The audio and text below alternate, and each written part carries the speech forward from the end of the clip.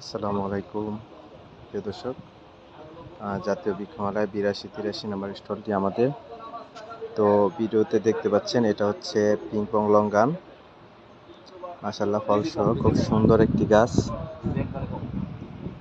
তো এটাতে প্রচুর পরিমাণে ফলও আছে, গাছটাও খুব সুন্দর জ্যাকড়া জুকড়া।